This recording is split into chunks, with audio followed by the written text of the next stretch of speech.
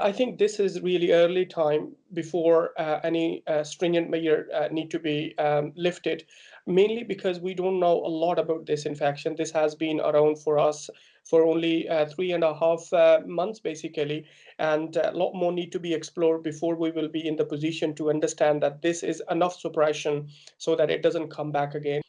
So what I can tell you is that there are certain criteria which will define when the exit strategy need to be applied and when the lockdown need to be eased. The first criteria is that when number of cases of new cases start to decline significantly for consecutive 14 days, that is the time when you can start thinking of releasing the restriction measures. The second important criteria for releasing the restriction measures is that your national capability for the healthcare system is such that every person who is infected can be treated.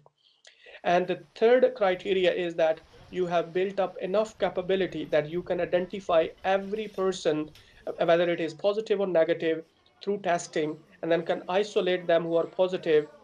and the one who are negative you can test whether they have the antibodies against that. This is not really an easy strategy, but these are the three criteria by which you will be able to define when to take the restriction measures off. One of the reasons that the second wave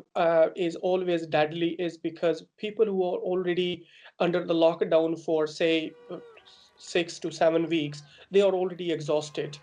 so they will start coming back into the normal life, and if you're going to put the restriction measures again, there would be less tendency to follow those measures. And the second problem is that people who are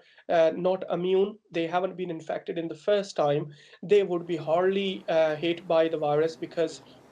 they have never been exposed, they didn't have the immunity.